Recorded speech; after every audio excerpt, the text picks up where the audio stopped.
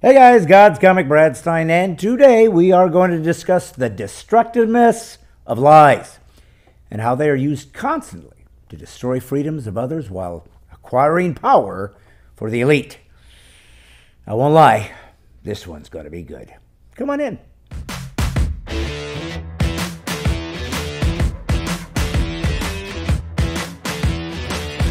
All right, so one of the main weapons used in the new America to distort the narrative of history is also perhaps the first sin ever recorded. It is a technique that is so powerful, it's hard to imagine a more perfect weapon. What is the weapon? Lies. There was a question a professor asked of his students I read once in a book that went like this. If you're in a conversation with someone and one of the participants is lying, is it still a conversation? Now, his conclusion was no.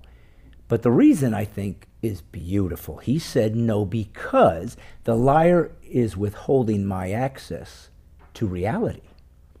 This was already covered, I might add, in the Ten Commandments when God said, "Thou shalt not bear false witness against thy neighbor."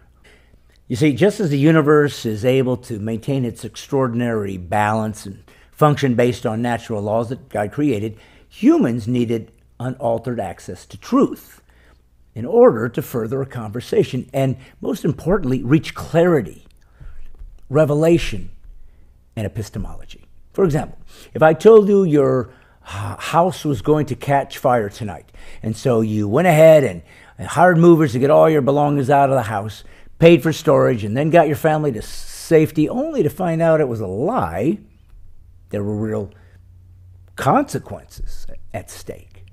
Behavior based on a lie caused you a loss of money, peace of mind, confidence in my integrity, inconvenience of a natural flow to your life, and all for one reason only, because you responded rationally to an irrational statement, and there was a cost. The Bible, or the Word of God, among other things, is incredibly crucial in establishing reality from God's perspective, which is, by the way, the only perspective that matters.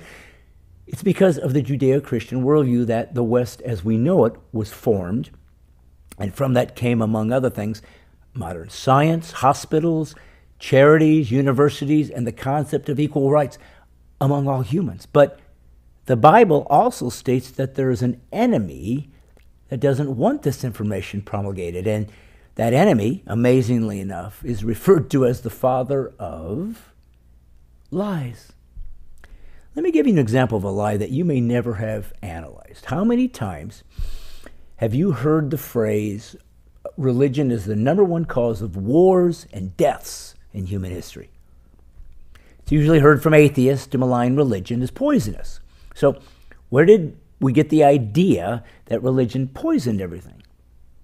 Perhaps from the late Christopher Hitchens' book, God is Not Great, How Religion Poisons Everything.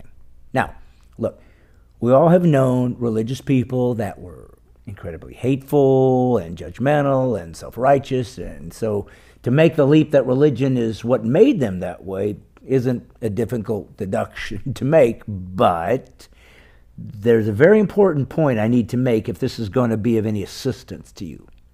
Okay, ready? The statement, religion has caused the most wars and deaths in human history, is not only a lie, it is literally the opposite. Reading in Philip and Axelrod's 3-volume Encyclopedia of Wars, which chronicles some 1,763 wars that have been waged over the course of human history, the authors categorize 123 of those as being religious in nature, which is an astonishingly low 98% of all wars. However, when one subtracts out those waged in the name of Islam, which was 66, the percentage is cut to more than half, to like 3.23%. Now, the Inquisition and the 30 Years' War were in the name of Christianity, just so as you don't think I'm not being fully fair about history. But the historical truth is non-religious motivations and naturalistic philosophies bear the blame for nearly all of humankind's wars. lives lost during religious conflict pales in comparison to those experienced during the regimes who wanted nothing to do with the idea of God, between Joseph Stalin and Mao Zedong and Adolf Hitler and Chiang Kai-shek and Vladimir Lenin and Hideki Tojo and Pol Pot. Almost 170 million innocent human beings suffer at the hands of dictators and military leaders who were driven by atheism, driven by Marxism, and fascism, driven by Darwinistic principles of race superiority. In other words, more human misery and death was caused in the 100 years of the 20th century by atheists and evolutionary theories on race superiority than all the deaths from all the religious wars in all of history combined. That is simply historical truth. So, from this day forward, if you ever hear someone use this phrase as a historical truth, keep in mind they are either ignorant, which is fine, ignorance can be cured with education, or they know better and say it anyways because the lie fits their agenda. That doesn't just make them wrong, it makes them evil, which is exactly what we have learned is always the result of what happens when atheism controls the state. Truth hurts, huh? This is God's Comic, Brad Stine, setting you straight as usual and bringing the truth, because PC free, that's liberty. Well, now that you've learned that most of the wars in humanity had nothing to do with religion, you owe me something. You know what you owe me? A subscription to Brad Stine Has Issues on YouTube. Go there right now. Tell all your friends. Please just pass it along. Just press subscribe. Doesn't cost you nothing. Go to my Facebook fan page. You can follow and like me. I'm trying to be a missionary to America, and I can do it if guys like you and gals like you just subscribe and help me build this into something that can really affect a lot of lives. That's my hope. That's my dream. So go forth and do it. I wouldn't lie to you. This is good.